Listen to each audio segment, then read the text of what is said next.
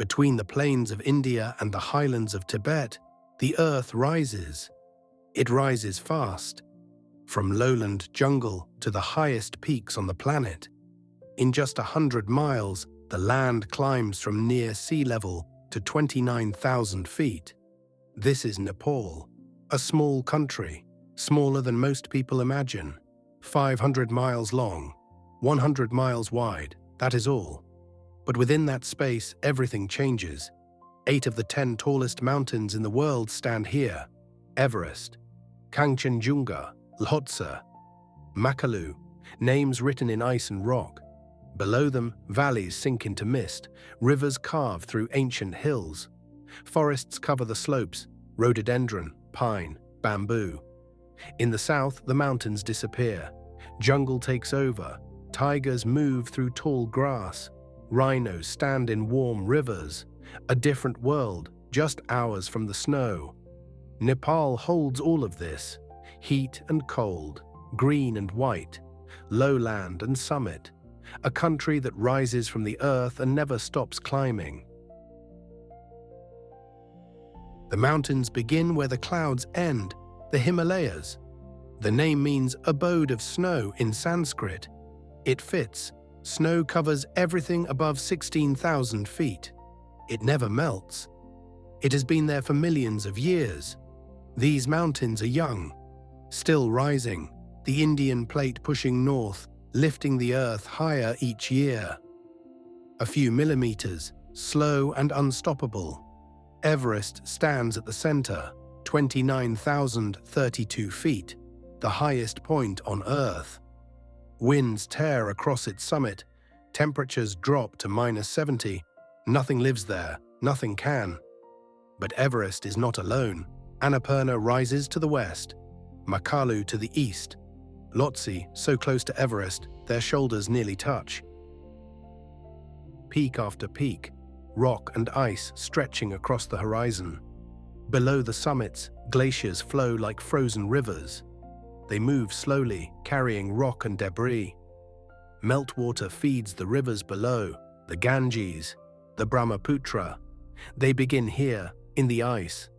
The air is thin at these heights. Sound travels differently. Silence feels heavier. The sky turns deep blue, almost black at the highest points. Weather changes fast. Clear mornings turn to storms by noon. Clouds roll up from the valleys, swallowing the peaks. Then they clear and the mountains return. White against blue, unmoved. Life exists even here. Snow leopards hunt on the rocky slopes. Himalayan tahr climb where nothing else can. Eagles circle on the thermals, watching for prey. But mostly there is stillness, ice and rock and sky, the roof of the world. Below the peaks, the land softens. Valleys cut between the mountains, deep and green. Mist hangs in the mornings, burning off by midday. Terraced hills catch the light, rivers wind through the bottom, silver threads in the green. The Kathmandu Valley sits at the heart of Nepal, surrounded by hills on all sides, 4,000 feet above sea level, warm in summer, cool in winter, a basin where life has gathered for thousands of years. Other valleys hide deeper in the mountains. The Langtang Valley, the Mustang, the Khumbu leading toward Everest, each one different, each one quiet. Fog rolls through in the early hours. It moves like water, filling the low places. Then the sun rises and the fog lifts. The valleys reveal themselves slowly. Lakes rest in the stillness. Phewa Lake in the west reflects the Annapurna range. On calm days, the mountains appear twice. Once in the sky, once in the water, perfect mirrors.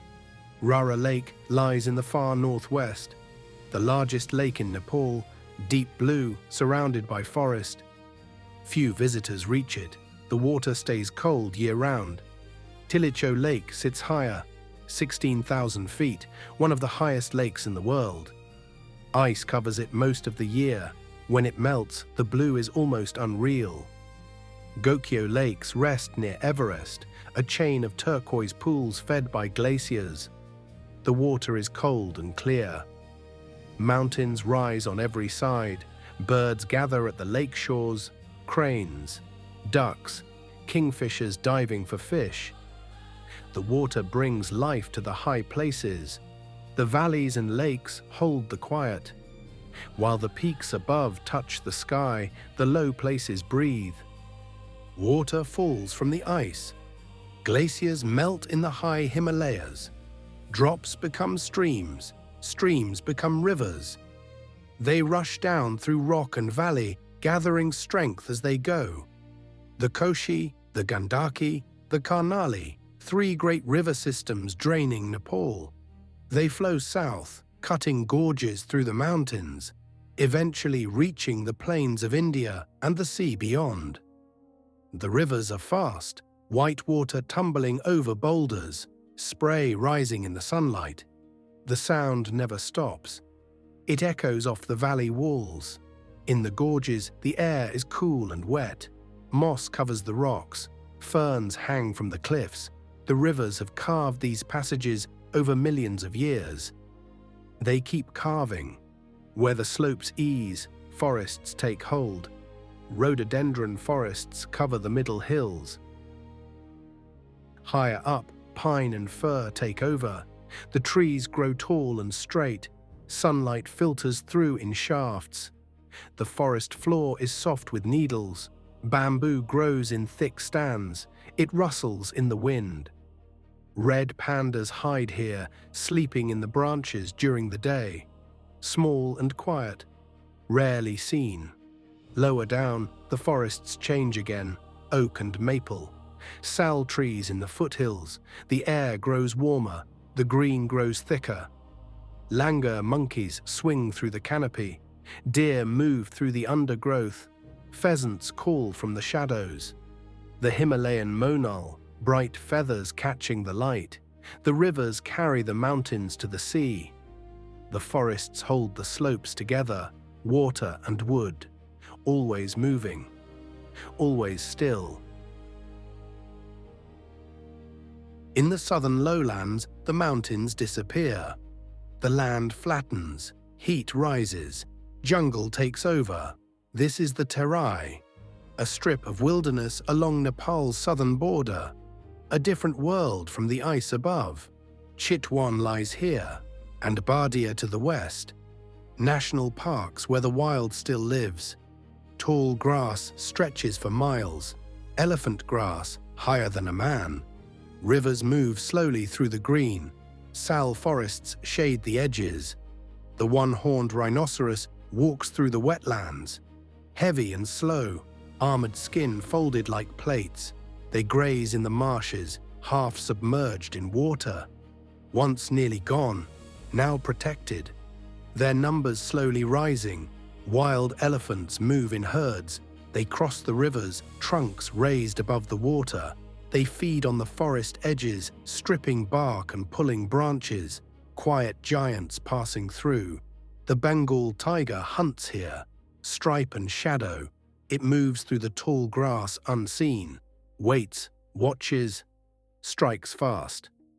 Nepal holds one of the last healthy tiger populations. Not many, but enough. Leopards prefer the forest. They climb trees and rest in the branches. Patient, opportunistic, they take deer, monkeys, whatever comes close. Smaller creatures fill the spaces. Jungle cats, wild boar, spotted deer grazing in herds, always watching, always ready to run. Crocodiles float in the rivers. The gharial with its long, thin snout. The Terai holds Nepal's other face, not ice and rock, but heat and green and life hiding in the grass.